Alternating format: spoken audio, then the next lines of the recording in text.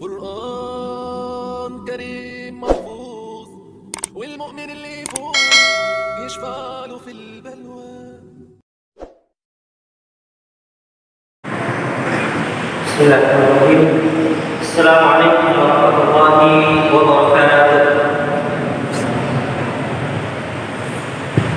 إن الحمد لله نحمده ونستعينه ونستغفره ونعوذ بالله من شرور أنفسنا ومن سيئات أعمالنا. من يهده الله فلا مضل له ومن يضلل فلا هادي له. أشهد أن لا إله إلا الله وحده لا شريك له وأشهد أن محمدا عبده ورسوله المبعوث رحمة للعالمين. اللهم صل وسلم عليه وعلى آله وأصحابه ومن تبعهم بإحسان إلى يوم الدين. أما بعد. Ikhwan dan akhwat, bapak-bapak, ibu-ibu, sidang jemaah salat maghrib yang dimuliakan Allah Subhanahu wa taala. Pertama-tama mari kita kembali memperbaharui rasa syukur kita kepada Allah Subhanahu wa taala, di mana pada malam hari yang berbahagia ini Allah Subhanahu wa taala masih memberikan kita kesehatan, umur yang panjang serta keimanan, sehingga kita masih bisa melaksanakan kewajiban kita yaitu salat maghrib secara berjamaah. Ditambah kita duduk menunggu waktu salat antara salat maghrib dan salat isya, dan ini tentunya kita mendapatkan dua keutamaan. Pertama, keutamaan majelis ilmu yang sudah kita sebutkan di dalam ceramah-ceramah kita, dan yang kedua keutamaan menunggu waktu salat. Nabi SAW mengatakan masih saja malaikat terus mendoakan orang-orang yang duduk di tempat salatnya menunggu waktu salat yang lain. Allahumma ighfir lahu, Allahumma arhamhu. Ya Allah, ampunilah dia, ya Allah, rahmatilah dia. Jadi selama kita menunggu waktu salat antara maghrib dan isya ini, malaikat yang hadir di sekeliling kita akan terus berdoa seperti ini. Allahumma ighfir lahu, Allahumma arhamhu. Ya Allah, ampunilah dosa-dosanya, ya Allah, rahmatilah dan sayangilah dia. Ya subhanallah, kita cuma duduk seperti ini mendengarkan ceramah, mendengarkan pengajian, tapi malaikat Allah Subhanahu wa taala terus berdoa untuk kita semua agar Allah Subhanahu wa taala mengampuni dosa-dosa kita dan memberikan kita kasih sayangnya yang luar biasa. Maka ini suatu keutamaan yang perlu terus kita syukuri, karena dengan majelis ilmu seperti ini Allah Subhanahu wa taala akan mengangkat derajat kita. Sebagaimana firman Allah Subhanahu wa taala, "Yarfa'illahu alladziina aamanu minkum walladziina utul 'ilma darajat." Allah Subhanahu wa taala akan mengangkat derajat orang-orang berilmu di antara kalian dan derajat orang-orang yang beriman. Salam dan salawat mari kita kirimkan terus kepada Nabi kita yang tercinta Rasulullah Muhammad sallallahu alaihi wasallam. Nabi yang telah mengajarkan kepada kita Islam dan Al-Qur'an yang mulia ini sebagai bentuk kepedulian yang beliau kepada kita semua agar kita selamat di dunia dan di akhirat.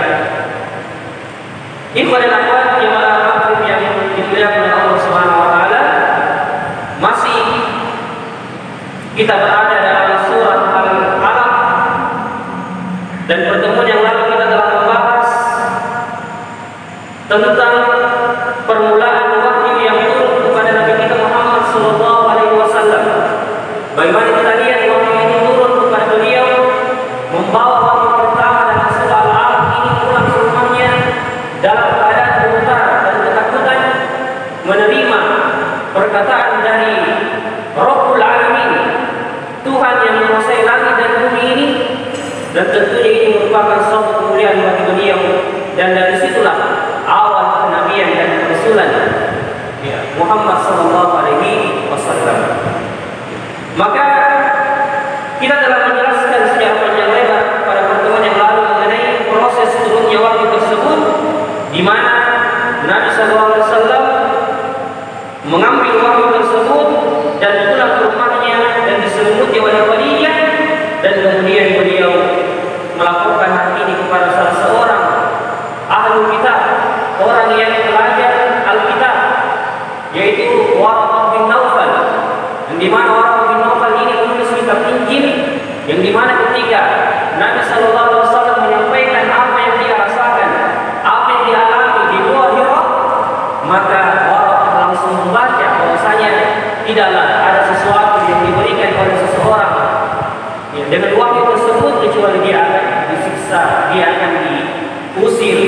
dia akan dicela oleh kaumnya. Maka konsekuensi orang yang menerima wahyu tersebut, dia akan mendapatkan celaan, dia akan mendapatkan ejekan, dia akan mendapatkan penindasan, bahkan nyawa harus melayang disebabkan karena harus mempertahankan Al-Quran atau agama Allah Subhanahu wa Ta'ala yang dia bawa ke permukaan bumi. Dan alhamdulillah kita telah membahas kandungan dan tafsir dari ayat 1 sampai 4 di dalam surah ini, di mana intinya dan kesimpulannya Allah Subhanahu wa Ta'ala menyebutkan bahwasanya umat ini adalah umat yang diangkat oleh Allah Subhanahu wa Ta'ala dengan ilmu, di mana wahyu pertama turun kepada Nabi kita Muhammad sallallahu alaihi wasallam yang berawalan Iqra, bacalah. Berarti umat Islam ini adalah umat yang berilmu, umat yang harusnya banyak membaca, banyak menulis agar kemudian Allah Subhanahu wa Ta'ala mengangkat derajatnya di dunia dan di akhirat. Dan kita perhatikan bagaimana orang-orang berilmu itu ketika dia membaca, dia menulis, bagaimana dia terangkat derajatnya di dunia sebelum Allah Subhanahu wa Ta'ala mengangkat derajatnya di akhirat kelak. Maka itu inti dari ayat 1 sampai dengan 5 yang Allah Subhanahu wa Ta'ala sebutkan di dalam surah ini ketika Allah Subhanahu wa Ta'ala berfirman, Iqra bismi rabbikal ladzi khalaq, bacalah dengan menyebut nama Tuhanmu yang menciptakan. Khalaqal insana min 'alaq, dia telah menciptakan manusia dari segumpal darah. Dan coba kita lihat di sini bagaimana Allah menyebutkan penyebutan wahyu ini, Iqra bismi rabbik, bacalah dengan nama Tuhanmu. Al-Quran tersebut baru Allah menyebutkan penciptaan manusia. Berarti penciptaan atau pengajaran Allah kepada manusia berupa Al-Quran ini lebih mulia daripada penciptaannya, lebih mulia daripada penciptaannya. Ya, kemudian Allah SWT mengatakan, Iqra bukan Al-Quran, bacalah dan Tuhanmu lah yang maha mulia, yang akan mengangkat derajat kalian, yang akan memberikan kalian kemuliaan sebagaimana namanya Al-Akram atau sifatnya Al-Akram, maha mulia. Maka dengan kemuliaan Allah Subhanahu wa Ta'ala, dengan semangat kalian membaca, menulis dan menuntut ilmu, maka Allah Subhanahu wa Ta'ala mengangkat dan memuliakan kalian. Alladzi 'allama bil qalam, yang mengajar manusia dengan pena. Itu juga sudah disebutkan pada pertemuan yang lalu bagaimana Allah Subhanahu wa Ta'ala mengisyaratkan dalam ayat ini bahwasanya dengan tulisan ilmu-ilmu itu akan terjaga, dengan tulisan hak-hak manusia pun akan terjaga. Bahkan kita sudah sebutkan bagaimana Allah Subhanahu wa Ta'ala menyebutkan dalam surah yang atau ayat yang paling panjang di dalam Al-Quran, surah Al-Baqarah, ayat tentang utang, bagaimana Allah berapa kali mengulang kata-kata falyaktubu, tulislah utang tersebut. Berarti agama kita sangat menjunjung tinggi hak-hak manusia, dan salah satu hal untuk menjaga hak manusia tersebut agar tidak disia-siakan adalah dengan menulis, ya, dengan ditulis. Begitupun dengan ilmu. Ya, Imam Ibnu Katsir telah menyebutkan di dalam tafsirnya sebuah riwayat dari Nabi kita Muhammad SAW yang dinukil dalam silsilah as-sahihah. Nabi SAW bersabda, "Qayyimul ilma bil kitab." Ikatlah ilmu itu dengan menulisnya. Ikatlah ilmu itu dengan menulisnya. Jadi yang sekali dari Allah Subhanahu wa Ta'ala, ya, dengan menulis ilmu tersebut dia akan melekat di dalam hati seseorang, dan kemudian ia bisa akan terus mengulang-ulanginya dan mengingatnya dan akan mengamalkan ilmu tersebut. Kemudian Allah Subhanahu wa Ta'ala berfirman, "Allamal insana ma lam ya'lam." Dia mengajarkan manusia apa yang tidak diketahuinya. Siapakah manusia yang dimaksud dalam ayat ini? Allamal insana ma lam ya'lam. Ulama tafsir berbeda pendapat. Ada yang mengatakan manusia yang dimaksudkan manusia dalam ayat yang kelima ini adalah Nabi Adam alaihissalam. Ya, ketika Nabi Adam alaihissalam sudah diciptakan oleh Allah Subhanahu wa Ta'ala, Allah mengatakan, "Wa 'allama Adam al-asma'a kullaha, thumma 'aradahum 'ala al-malaikah, fa qala anbi'uni bi asma'i haula'i in kuntum shadiqin." Dan diajarkan kepada Nabi Adam nama-nama benda semuanya. Kemudian dia perlihatkan kepada malaikat seraya berfirman, "Sebutkan kepada aku nama semua benda ini jika kalian orang-orang yang benar." Jadi maksud dari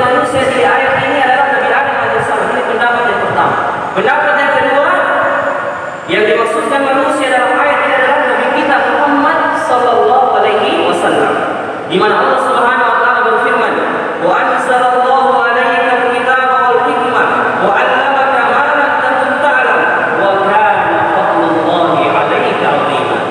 Dan juga karena Allah telah menurunkan kitab Al-Qur'an dan sunnah kepadamu dan telah mengajarkan kepadamu apa yang belum engkau ketahui, sungguh karunia Allah sangat besar kepada orang-orang yang dimuliakan.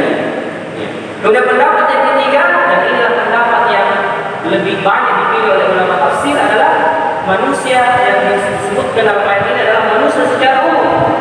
Karena Allah Subhanahu wa taala berfirman, "Wallahu akhrajakum min butuni ummahatikum la ta'lamuna syai'an wa ja'ala lakumus sam'a wal absara wal af'idata la'allakum tashkurun." Dan Allah Subhanahu wa taala mengeluarkan kamu dari perut ibumu dalam keadaan tidak mengetahui sesuatu. Tidak mengetahui sesuatu. Dan Dia telah memberi pendengaran, penglihatan dan hati agar kamu bisa bersyukur. Jadi kalau ada orang mengatakan, saya tidak bisa seperti si A, jauh sekali otaknya, dia tidak bisa disaingi. Ya, otak komputer. Ya. Kita katakan Allah, apakah dia lahir dalam dunia ini dalam keadaan langsung pintar dan mengetahui sesuatu? Tidak ada. Sama keadaan kita. Ya. Orang yang pintar, orang yang bodoh, orang yang miskin, orang yang kaya, sama keadaan kita. Tidak keluar dari dunia ini dalam keadaan tidak mengetahui apa-apa. Bahkan jangankan ilmu yang kita ketahui banyak pun tidak ada kita apa. Ya, walau tidak punya tubuh mati. Coba kita lakukan ini, jemaah sekalian. Kita keluar dari perut ibu kita dalam keadaan tidak membawa apa-apa, sampai pakaian tidak ada yang kita bawa. Makanya tidak ada kata-kata bahwasanya saya tidak bisa seperti si A, jauh sekali hafalannya, saya ini butuh ya. Tidak ada kata-kata seperti itu. Ya, karena kita siapa saja memang kapasitas ya kecerdasan seseorang itu memang berbeda-beda. Tapi Allah tidak melihat hasil, namun Allah Subhanahu wa taala melihat proses bagaimana seseorang itu berusaha untuk mendapatkan ilmu tersebut. Boleh jadi kita ini lambat sekali menghafal. Ustaz, teman Ustaz, satu halaman bisa 15 menit saya hafal. Saya satu ayat, dua ayat, 1 jam saya bilang tidak bisa masuk. Kita katakan boleh jadi, boleh jadi begitulah Allah, begitulah bentuk Allah memuliakan kita. Karena Allah ingin kalau kita banyak membaca Al-Quran, Allah ingin melihat usaha kita. Dan Allah Subhanahu wa taala berfirman, "Walladzina jahadu fina lanahdiyannahum subulana." Barang siapa yang bersungguh-sungguh di jalan kami pasti akan menunjukkan jalan tersebut. Tidak ada kata tidak ketika kita ingin meraih sesuatu. Jemaah, maka kita pasti bisa, dan mungkin proses itu membutuhkan waktu. Dan sekali lagi Allah Subhanahu wa taala tidak melihat hasil. Boleh jadi kita ingin menghafal Al-Quran, kita ingin menghafal surah An-Nahl, sudah satu pekan tidak bisa masuk. Ya, sudah berapa hari tidak ada jalan. Tapi proses menghafal itulah yang Allah Subhanahu wa taala catat, dan dengan proses menghafal itu yang susah sekali masuk, begitulah Allah memuliakan dan mengangkat derajat kita. Jadi seperti itu, tidak ada kata putus asa dalam mempelajari sesuatu. Insya Allah kita bisa. Dan jika Allah mengetahui niat kita yang benar, maka Allah Subhanahu wa taala betul-betul akan menunjuki jalan kepada kita. Kita pernah dengarkan kisah yang diceritakan oleh ulama yang tidak salah, ulama yang bernama Ibnu Hajar. Ya. Ketika disebutkan ada seorang laki-laki yang ingin belajar, namun ketika dia ingin mengambil ilmu, ya, dia susah sekali untuk menghafalkan ilmu tersebut, untuk memasukkan ilmu tersebut di dalam dirinya, menghafalkannya susah sekali. Maka dia akhirnya berputus asa dan ingin pulang ke rumahnya, ya, ingin pulang kembali kepada keluarganya. Namun ketika di tengah perjalanan dia melihat tetesan air jatuh di atas batu yang sangat besar, yang kemudian tetesan air itu dapat melubangi batu yang besar dan keras tersebut. Akhirnya dia mengatakan, subhanallah, air yang sangat lembut ini ketika jatuh tersebut ke atas batu yang sangat keras bisa melubanginya meskipun dalam waktu yang sangat lama. Bagaimana lagi otak yang diberikan Allah kepada saya? Pasti saya bisa. Akhirnya dia pulang kembali, dia belajar, dan akhirnya pada akhirnya dia menjadi ulama besar. Ya, subhanallah. Jadi perlu kita harus hadirkan selalu ini. Yang kemudian rasa putus asa, rasa minder, rasa perasaan tidak pantas itu ada di dalam diri kita. Karena itu semua datang dari syaitan untuk memisahkan kita dari proses menuntut ilmu. Proses menuntut ilmu sekali lagi, ya, saudara, bukan Allah Subhanahu wa taala melihat hasil, tapi Allah melihat bagaimana proses kita mencapai atau berusaha menggapai sesuatu tersebut. Allamal insana ma lam ya'lam. Dia mengajarkan manusia apa yang tidak diketahui. Ila Allah mengatakan, "Kalla innal insana la yatgha ar-ra'ahu istaghna." 5 ayat pertama ini adalah wahyu pertama yang turun kepada Allah Subhanahu wa taala. Setelahnya dari ayat 6 sampai ayat terakhir berbeda waktu turunnya. Berbeda waktu turunnya. Jadi dia turun belakangan. Jadi dari ayat 6 ini Allah Subhanahu wa taala berfirman, "Kalla innal insana la yatgha ar-ra'ahu istaghna."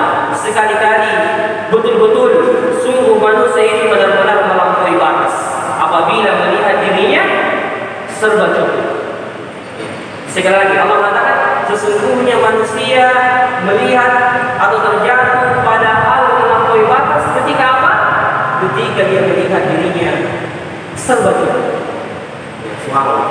Dalam surah-surah Makkiyah kita sudah sebutkan bagaimana Allah Subhanahu wa taala menjelaskan sifat-sifat dan tabiat manusia. Bahwasanya manusia sangat ingkar kepada Tuhannya, manusia tidak tahu berterima kasih, manusia ini sangat tidak tahu bersyukur kepada Allah. Dan salah satunya ini Allah mengatakan, karena di antara sifat manusia betul-betul innal insana la yatgha, manusia ini benar-benar melampaui batas ketika dia melihat dirinya serba cukup. Maka jika ada orang yang diberikan kelebihan oleh Allah Subhanahu wa taala, misalnya dia diberikan harta kekayaan yang lebih oleh Allah Subhanahu wa taala, maka ketika dia merasa bahwasanya dia sudah tercukupi dengan banyaknya harta yang diberikan oleh Allah Subhanahu wa taala, maka disitulah dia tertipu dengan kekayaannya dan kelebihannya. Dan begitu pun ketika seorang penuntut ilmu merasa bahwasanya dirinya sudah berada di level teratas, dia tidak mau lagi menghadiri majelis-majelis ilmu, maka disinilah ya, dia dikatakan ya, boleh jadi dia termasuk dalam ayat ini. Maka Allah Subhanahu wa taala mengatakan bahwasanya orang-orang itu atau manusia itu benar-benar melampaui batas jika kemudian ya, dia memiliki kelebihan seperti harta, ilmu, dan tubuh yang kuat, yang sehat. Dengan kesehatannya mungkin dia tertipu dan bahwasanya dia tidak sadar bahwasanya akan datang masa sakit itu kepadanya, sehingga dia tertipu dengan kesehatan yang Allah berikan kepadanya. Kalau dia sudah merasa cukup dan tidak butuh lagi kepada Allah, maka disinilah dia melampaui batas. Dia melampaui batas. Kalau itu benar-benar. Maka di antara titik lagi dan utama yang Nabi kita Muhammad SAW ajarkan, ya hayyu ya qayyum, wahai zat yang maha hidup dan berdiri sendiri, birahmatika astaghith, dengan rahmat-Mu dan kasih sayang ya Allah, saya minta tolong dan berserah diri kepadamu. Wala takilni ila nafsi tarfata ain. Ya Allah, jangan Engkau ya memberikan kepada aku, yang menyerahkan urusan itu, urusan pribadiku kepada diriku sendiri, karena aku tidak mampu dengan kecuali dengan ya, petunjuk dari ya Allah dan kekuatan darimu. Dan jika seseorang selalu merasakan hal demikian, dia maka maka dia akan selalu merasa butuh dan merasa fakir di hadapan Allah Subhanahu wa taala. Dan sesungguhnya salah satu ibadah hati yang paling membuat seseorang dekat kepada Allah Subhanahu wa taala adalah selalu merasa fakir dan butuh kepada Allah Subhanahu wa taala. Bagaimanapun banyaknya hartanya, bagaimanapun tingginya kekuasaan dan jabatannya, tapi selalu dia merasa bahwa dia ini fakir dan miskin dan selalu butuh ketika berada di hadapan Allah Subhanahu wa taala. Ya ayyuhan nasu antumul fuqara ila Allah. Wahai sekalian manusia, kalian ini fakir di hadapan Allah Subhanahu wa taala. Kalian selalu butuh kepada Allah Subhanahu wa taala. Wallahul ghani, dan Allah Maha Kaya. Ketika seorang hamba selalu merasa butuh dan terus melihat dirinya serba kekurangan, itu akan termotivasi untuk terus mendekat dan meminta kepada Allah Subhanahu wa Ta'ala. Ar-ra'a mustaqbal. Dan coba kita lihat betapa banyak orang yang melampaui batas yang Allah sebutkan di dalam Al-Quran disebabkan karena harta yang Allah Subhanahu wa Ta'ala berikan kepadanya. Di antaranya ketika Allah Subhanahu wa Ta'ala menyebutkan kisah pemilik dua kebun dalam surah Al-Kahfi, dia diberikan kebun anggur yang sangat luas, kebun kurma yang sangat banyak. Ya, dan satu kebun kurma saja itu di zaman Arab terdahulu, ya, bisa dikatakan orang itu sudah kaya kalau sudah memiliki satu kebun kurma. Bahkan ada sebagian sahabat yang mempekerjakan satu orang, dua orang untuk hanya mengurusi satu kebun kurma. Berarti orang-orang di zaman dulu kaya, disebut orang kaya kalau memiliki satu pohon kurma. Dan laki-laki yang Allah sebutkan dalam kisah pemilik dua kebun ini memiliki kebun, bukan saja kebun kurma, berhektar-hektar, tapi kebun anggur juga, yang dimana membuat dirinya mengatakan kepada saudaranya yang juga memiliki kebun, anak kamu ini kamar dan mawalad, saya lebih banyak harta dan lebih banyak anak-anakku daripada kamu. Hingga kemudian sampai betul-betul dia melampaui batas, dia akhirnya mengatakan, wa ma'al sa'ata qarib, aku menyangka bahwasanya kiamat tidak akan terjadi. Disebabkan karena begitu tertipunya dia dengan harta dan gemilau dari kehidupan dunia. Saya menganggap bahwasanya kiamat tidak akan terjadi, meskipun terjadi harta pun akan melindungi saya. Kayak di dalam surah Al-Humazah, kita sudah bahas di Sidrah ya, surah Al-Humazah. Ya, ketika Allah Subhanahu wa Ta'ala mengatakan alladzi jama'a malan wa 'addada, yang menghitung hartanya dan mengumpulkan hartanya dan menghitung-hitungnya. Yang kemudian apa hasil dari dia kumpulkan harta itu dan dia hitung-hitung, dia sabuhanna malahu akhlada, yang menyebabkan dia menyangka bahwasanya harta tersebut akan mengekalkan dia di dalam kehidupan dunia. Jadi banyak di dalam Al-Quran Allah sebutkan orang-orang yang tertipu dengan hartanya, lalu dia pun ya menjadi orang-orang yang dibinasakan oleh Allah Subhanahu wa Ta'ala. Seperti Qarun yang dimana Allah memberikan kekayaan yang luar biasa kepadanya, sampai disebutkan di dalam riwayat kunci gudangnya Qarun itu, baru kunci gudangnya harus dibawa oleh beberapa orang. Ya, baru kunci gudangnya ini bagaimana dengan harta yang dia miliki. Namun dia mengatakan, innama utitu ala ilmin, semua harta yang saya dapatkan ini aku dapatkan karena hasil usahaku, karena ilmuku, karena kepintaranku. Akhirnya Allah Subhanahu wa Ta'ala menenggelamkan dia bersama hartanya di dalam tanah disebabkan karena kesombongannya. Ketika dia melihat dirinya serba cukup dan telah melampaui batas, makanya dia sekalian dibilang oleh Allah Subhanahu wa Ta'ala, kapan seseorang sudah tidak merasa butuh kepada Allah Azza wa Jalla, maka disitulah dia akan mendapatkan kebinasaan. Ketika perasaan merasa cukup itu ada di dalam hatinya dan dia tidak butuh lagi kepada Allah Subhanahu wa Ta'ala. Maka harus seperti ini kita selalu rasakan, kita selalu hadirkan di dalam hati kita. Kita ini hamba Allah, bagaimanapun banyaknya harta kita, bagaimanapun tingginya kedudukan kita, bagaimanapun banyaknya ilmu kita, kita ini miskin dan selalu butuh kepada Allah Azza wa Jalla. Contoh bila para salaf ketika beliau sampai dalam masalah garam, mereka meminta kepada Allah Subhanahu wa Ta'ala. Ketika terputus tali sandalnya, langsung meminta kepada Allah dan mengeluh kepada Allah Subhanahu wa Ta'ala. Yang begitu merasa betul selalu mereka kepada Allah Subhanahu wa Ta'ala.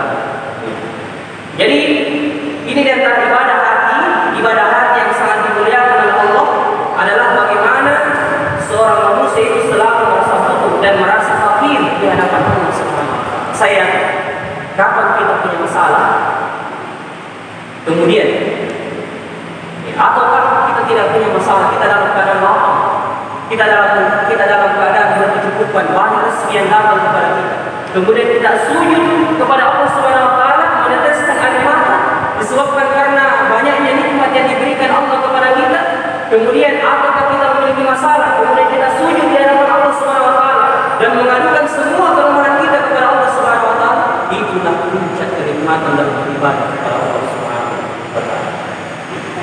Jadi kapan ini intinya ya mas sekalian? Bagaimana seorang itu selalu butuh dan fakir di hadapan Allah. Makanya disunahkan ketika berdoa mengangkat tangan seperti itu. Ya. Bahkan Nabi SAW kadang, apalagi ketika minta hujan sampai mengangkat tangannya seperti ini ke atas langit, sehingga ketiak beliau yang putih dilihat oleh para sahabat. Saking merasa butuhnya Nabi kepada Allah Subhanahu Wa Taala dan kepada hal-hal yang dibutuhkan oleh manusia pada saat itu. Kalla innal insana la yatgha ar-ra'ahu istaghna inna ila rabbika ruj'a. Sesungguhnya hanya kepada Tuhanmu lah tempat kembali. Jadi di antara hal yang bisa mengobati rasa melampaui batas di dalam hati manusia, merasa cukup dengan apa yang Allah berikan kepadanya adalah dengan mengetahui bahwasanya akan kembali kepada Allah Subhanahu Wa Taala. Inna lillahi wa inna ilaihi raji'un. Sesungguhnya kita adalah milik Allah dan akan kembali kepada Allah Subhanahu Wa Taala. Kapan seseorang merasa apa yang dimiliki di dunia ini berupa harta, kedudukan, jabatan, anak-anak, keturunan, istri yang solehah, rumah yang bagus, kendaraan yang banyak, dia merasa dan dia meyakini dengan seyakin-yakinnya bahwasanya itu semua hanya titipan dari Allah Subhanahu Wa Taala untuk dia pergunakan dengan baik. Agar dia pergunakan dengan baik, maka ketika tiba saatnya Allah memanggil dia menghadap kepadanya, ataukah Allah menakdirkan harta itu diambil oleh orang lain, atau sesuatu yang dicintainya diambil oleh orang lain, entah itu matinya keluarganya, matinya istrinya, matinya anaknya, dia akan merasa yakin dan merasa ringan di dalam hatinya, karena dia tahu bahwa semua yang saya miliki hanyalah titipan dari Allah Subhanahu Wa Taala. Saya pernah membaca status WhatsApp, ya, betul juga kalau saya renungkan, statusnya bilang begini: jadilah di dunia ini seperti tukang parkir. Bagaimanapun banyak yang motor di hadapannya, dia tidak pernah sombong. Karena apa? Bukan motornya. Ya, bukan motornya.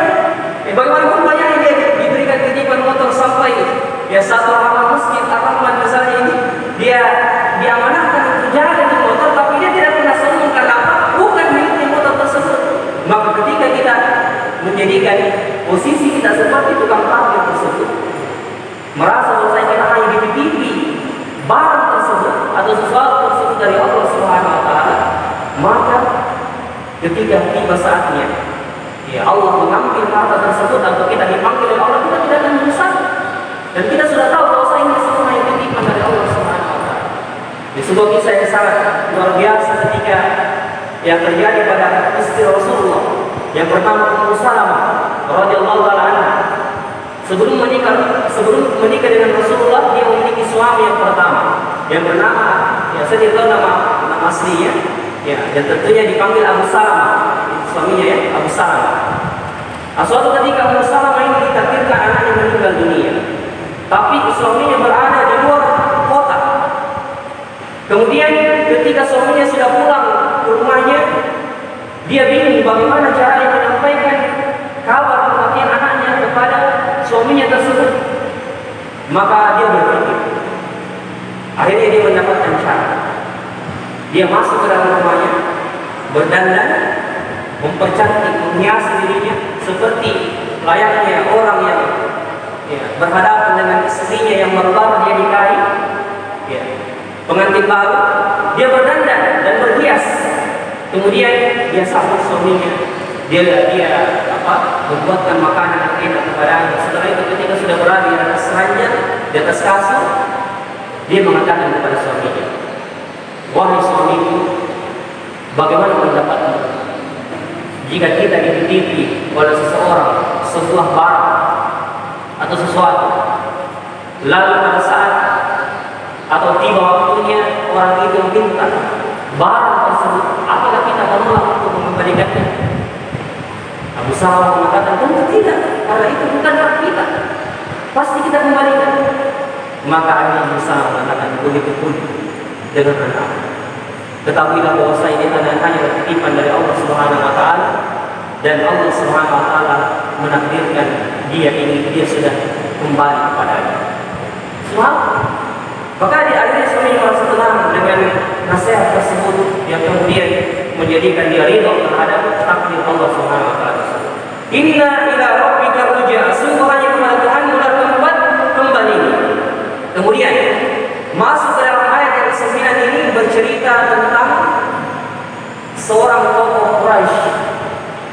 Salah satu contoh orang-orang yang melampaui batas. Ya, setelah Allah mengatakan secara umum bahwasanya sesungguhnya manusia betul-betul melampaui batas ketika dia merasa dirinya serba cukup. Setelah itu Allah menyebutkan contoh seorang tokoh manusia yang melihat dirinya serba cukup, yang akhirnya dia melampaui batas terhadap hak-hak Allah dan hak-hak manusia. Ya, ayat 9 dan sampai terakhir ini bercerita tentang kisah Abu Jahal, yang dimana Nabi SAW mengatakan Fir'aun hadhihi ummah, Fir'aunnya umat ini, yang dimana beliau atau dia sangat benci terhadap Islam, yang dimana Allah Subhanahu Wa Taala akhirnya menjadikan dia penghuni neraka Jahannam yang kekal selama-lamanya di dalam neraka. Allah Subhanahu Wa Taala mengatakan, dan cukup waktunya. Ara'aita alladhi yanha, bagaimana pendapatmu tentang orang yang melarang? Melarang apa? Abdan idza shalla, seorang hamba ketika dia melaksanakan salat. Itu disebabkan Abu Jahal ketika melihat Nabi kita Muhammad SAW selalu sholat di depan Ka'bah, dia mengancam dan mengumumkan di depan para kaumnya dan para pembesar orang-orang Quraisy dan orang-orang yang berada di sekitar Abu Jahal tersebut. Dia mengatakan, kalau dia masih terus melakukan sujud di depan Ka'bah itu, maka aku akan injak lehernya. Dia mengatakan seperti itu. Maka dia ingin membuktikannya. Ya, dia ingin membuktikannya. Maka Allah Subhanahu Wa Taala mengatakan, bagaimana pendapatmu tentang orang yang melarang abdan idza shalla, seorang hamba ketika dia melaksanakan salat. Yang dimaksud hamba di sini adalah Nabi kita Muhammad sallallahu alaihi wasallam. Kenapa Allah tidak mengatakan ara'aita alladhi yanha an-nabiyya idza shalla, nabi yang ketika salat? Allah menyebutkan kata-kata hamba di sini sebagai bentuk pengagungan kepada Nabi kita Muhammad sallallahu alaihi wasallam. Seorang hamba yang melaksanakan salat. Ara'aita in kana 'alal huda, bagaimana pendapatmu jika dia larang hamba atau nabinya Allah Subhanahu wa taala tersebut berada di atas kebenaran petunjuk, padahal dia hanya menyuruh untuk bertakwa kepada Allah. Dia tidak ambil harta. Bagaimana kau bisa melarang salat? Padahal kamu sendiri wahai Abu Jahal, seakan-akan Allah mengatakan, padahal kamu sendiri Abu Jahal, kamu telah mengakui bahwasanya Allah Subhanahu wa taala menciptakan langit dan bumi, menciptakan alam semesta ini. Dan begitulah orang-orang kafir. Dia mengakui bahwasanya Allah Subhanahu wa taala itu yang menciptakan alam semesta, yang menciptakan manusia. Hanya saja kesalahannya mereka menjadikan perantara antara dirinya dengan Allah dengan menyembah patung-patung yang dia anggap bahwasanya patung-patung itu menyampaikan hajatnya di hadapan Allah Subhanahu wa taala. Tapi mereka meyakini bahwasanya Allah Subhanahu wa taala menciptakan langit dan bumi. Maka Allah mengatakan dalam bentuk rasa heran, bagaimana pendapatmu terhadap orang yang melarang seorang hamba sholat, padahal dia tahu bahwasanya dia sholat itu karena Allah Subhanahu wa taala. Dia sholat atau Muhammad, Nabi kita Muhammad sholat untuk Allah Subhanahu wa taala. Kenapa dia harus melarangnya?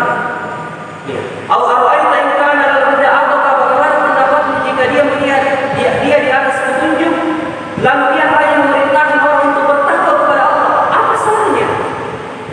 Apa salahnya? Dia tidak ambil hartamu, dia tidak membenci keluarga. Wahai Abu Jahal, seakan-akan begini Allah Subhanahu wa taala menyampaikan ayat ini kepada kita. Dia tidak mengajak kepada perpecahan umat, perpecahan suku. Dia hanya memerintahkan orang bertakwa. Maka apa salahnya? Apa salahnya Muhammad sallallahu alaihi wasallam? Maka ini seperti di dalam surah Al-Buruj ketika Allah Subhanahu wa taala menceritakan tentang orang-orang yang digalikan hari, digalikan hari kemudian dinyalakan api di atas hari tersebut, kemudian siapa yang beriman kepada Allah dilemparkan ke dalam api yang menyala-nyala tersebut. Ini dalam kisah Ashabul Ukhdud yang nanti pada awal kita ceritakan kisah yang mulia ini. Ketika dilemparkan ke dalam api tersebut, Allah mengatakan, "Wa ma naqamu minhum illa ayyuminu billahil azizil hamid." Tidak ada kebencian mereka kepada orang-orang beriman kecuali karena mereka beriman kepada Allah yang Maha Kuasa lagi Maha Perkasa. Tidak ada sama yang terjadi di Mesir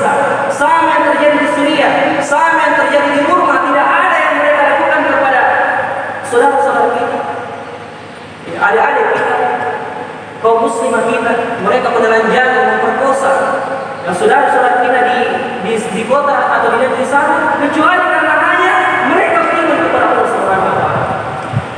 Maka ini suatu keheranan yang sangat yang sangat mengherankan. Bagaimana mungkin? Ya, sungguh betul-betul ini orang telah melampaui batas kalau seperti ini. Padahal orang juga memerintahkan orang untuk bertakwa kepada Allah. Maka oleh sebab ini Allah mengatakan, "Ara'aita in kadzdzaba wa tawalla." Bagaimana pendapatmu jika dia yang melarang itu mendustakan dan berpaling? Iya, sudah diberikan nasihat dan peringatan kepadanya, namun dia malah berpaling dan berpaling. Maka Abu Jahal karena mengatakan perkataan yang diabadikan oleh Allah dalam surah Al-Anfal, Allah mengatakan, ya, ketika dibacakan Al-Quran kepada Abu Jahal tersebut, dia mengatakan, "Oh, sami'na." Ya, kamu telah mendengarkan perkataan-perkataan ini. Tidaklah perkataan ini kecuali dongeng belaka. Ya, subhanallah. Itu perkataan yang bijaksana. Dan ketika dia berdoa kepada Allah, dia berdoa seperti dia berdoa kepada Allah. Dia mengatakan kepada Allah seperti ini. Saking kurang ajarnya, dia mengatakan, "Wa idh qala Allahumma in kana hadzal haqqa fa'amtir 'alaina hijaratan minas sama'." Ya Allah, jika memang apa yang dibawa oleh Muhammad ini adalah sesuatu yang benar, seharusnya jawabannya, seharusnya lanjutannya apa? Seharusnya lanjutannya, maka berilah saya petunjuk. Jika sekiranya apa yang dibawa oleh Muhammad ini adalah kebenaran, maka berilah saya petunjuk. Seharusnya itu lanjutannya. Tapi dia mengatakan, "Ya Allah, jika sekiranya apa yang dibawa oleh Muhammad ini adalah sesuatu yang benar, turunkanlah hujan batu dari langit." Turunkanlah hujan batu dari langit. Bukan dia meminta petunjuk, tapi dia menentang Allah. Turunkanlah hujan batu dari langit. Kalau memang Muhammad itu adalah orang yang benar, maka pantas orang seperti ini dia dihinakan betul oleh Allah Subhanahu wa taala. Ara'aita in kadzdzaba wa tawalla, alam ya'lam bi anna Allah yara. Tidakkah dia mengetahui bahwasanya Allah Subhanahu wa taala melihat segala perbuatannya? Allah Maha melihat. Dan ini sebagai tantangan kepada orang-orang Quraisy. Tidakkah mereka melihat bahwasanya Allah Subhanahu wa taala melihat apa yang mereka kerjakan?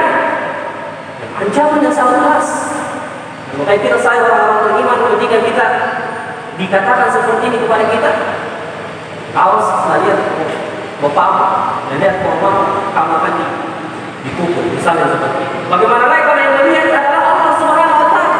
Makanya uslub, metode atau ayat-ayat, ya, metode penyampaian Allah di dalam surah-surah Makkiyah itu metode atau kata-kata yang betul-betul mengancam orang-orang kafir, karena supaya betul-betul berhenti dari kekafirannya. Allah mengatakan, "Alam ya'lam bi anna Allah yara." Tidak dia mengetahui bahwasanya Allah melihat segala perbuatannya. Kalla, sekali-kali tidak. La illam yantahi nasra'an bin nasiyah, jika dia tidak berhenti berbuat demikian, niscaya kami akan tarik rumputnya ke dalam neraka Allah Subhanahu wa taala. Dipakai kata-kata ubun-ubun di sini sebagai bentuk penghinaan kepada orang di zaman Arab terdahulu. Dikatakan ditarik ubun-ubunnya. Ubun-ubun itu ada sesuatu yang dimuliakan oleh orang Arab. Kalau sudah disinggung masalah ubun-ubun berarti ya dia diejek betul-betul. Jika dikatakan ditarik ubun-ubunnya. Dan kata-kata lanasfa'an as-safa, kata-kata lanasfa'an dari kata-kata as-safa artinya ditarik dengan keras ubun-ubun tersebut. Jadi ubun-ubun itu an-nasiyah, bagian katakan kalau kita bagian rambut di bagian depan ini dibilang ubun-ubunnya, bagian sini ubun-ubun. Yaitu dibilang nasiyah, ubun-ubun. Kenapa dipakai kata-kata ubun-ubun di sini?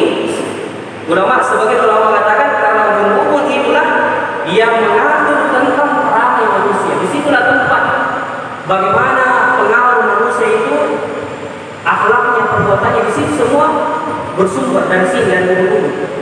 Jadi baiknya buruknya perbuatan manusia semuanya berkumpul di sini, di ubun-ubunnya.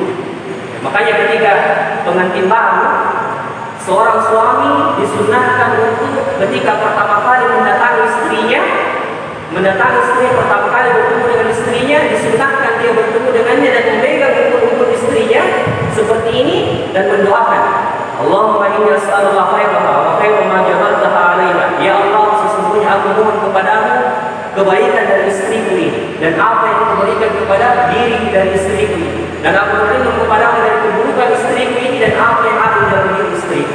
Disunahkan kepada pengantin baru memegang ubun-ubun ya istrinya, kemudian berdoa dengan doa tersebut. Karena ubun-ubun tempat apa? Mengatur tentang bagaimana perangai dan ya, akhlak dari manusia. Akhlak dari manusia. Nasiyatin kalla la ilaha illa bila nasra min nasiyah, sungguh kalau dia tidak berhenti dengan perbuatannya, niscaya kami akan tarik ubun-ubunnya. Ya, dan betul, subhanallah, bagaimana Allah melindungi Nabi pada saat itu. Disebutkan bahwasanya ketika Nabi melaksanakan sholat di depan Ka'bah, Abu Jahal sudah mau betul-betul untuk menginjak lehernya Nabi. Namun tiba-tiba ketika dia melihat sudah dekat dengan Nabi SAW, dia mundur dan kemudian kembali kepada kaumnya.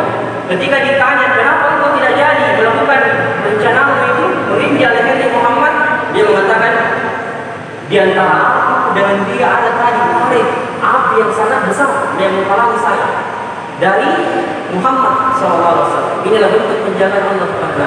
Jadi tidak jadi karena ada tarik, ada api yang menghalangi antara dia dengan Nabi SAW. Maka Nabi mengatakan seandainya dia mendekatiku, kata Nabi, niscaya dia akan disambar oleh para malaikat dan ditarik ke tubuhnya. Ya, dan dia akan satu demi satu anggota tubuhnya akan terlepas. Nasiyatin kadibatin khotiyah, ubun-ubun yang mendustakan dan durhaka kepada Allah. Iya, mendustakan dengan perkataan, khotiyah mendustakan dengan perbuatan. Jadi bukan saya perkataannya dia mendustakan Nabi, tapi dengan perbuatannya. Falyad'u nadiyah, maka biarlah dia memanggil orangnya untuk menolongnya. Nadia di sini, falyad'u nadiyah, nadia di sini adalah tempat berkumpulnya orang-orang dari kalangan kerabatnya, keluarganya. Maka Allah mengatakan falyad'u nadiyah, jika memang dia menentang Allah dan Rasulnya, silakan dia memanggil semua anggota keluarganya, suku-sukunya, untuk Allah dia ini melaksanakan kejahatan tersebut. Seakan-akan seperti orang ya, kalau berkelahi, kalau kau berada sama saya, panggil semua anggota. Ya, begitu ya kalau orang berkelahi. Walillahi matsalul a'la, dan kebesaran untuk Allah lebih tinggi. Ya, seakan-akan Allah mengatakan seperti itu. Jika engkau berani mendekati Rasulku, Nabiku, panggil semua anggota kerabatmu dan panggil semua al-gujum, teman-temanmu yang kuat itu, maka Allah mengatakan, sanada'uz zabani, kami akan memanggil malaikat zabani. Malaikat zabani itu adalah malaikat penjaga neraka, sifatnya keras. Ya, sebagian ulama tafsir menyebutkan bahwa dia bekerja dengan kaki bukan tangannya. Jadi dia menyeret orang-orang kafir dengan kakinya. Ya, zabani. Dan dia dikatakan zabani karena dia mendorong dengan keras. Dia tidak menarik atau mendorong manusia itu ke dalam neraka Allah Subhanahu wa taala dengan sangat keras. Ya, maka Allah mengatakan sanadul zabani, telah kami akan memanggil malaikat zabani untuk menyiksa orang-orang yang berdosa yang ingin menentang Allah dan Rasulnya. Ya, makanya kalla la tuti'hu wasjud wa qtarib. Maka setelah itu Allah mengatakan kepada nabinya, jangan turuti kemauan mereka, tetap sujud dan beribadah, tetap salat Muhammad kepada Allah, wasjud dan bersujudlah kepada Allah dan berdekatlah. Makanya Nabi SAW mengatakan tidak ada sesuatu yang paling mendekatkan seorang hamba dengan Tuhannya kecuali ketika dia sujud. Maka perbanyaklah doa ketika engkau sujud.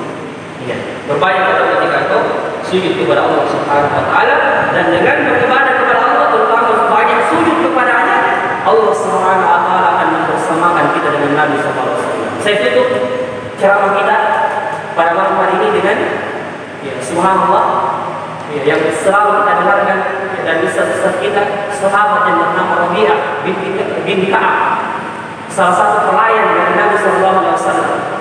Ketika dia banyak melayani Nabi, banyak membantu Nabi membalas jasanya ini Rabi'ah.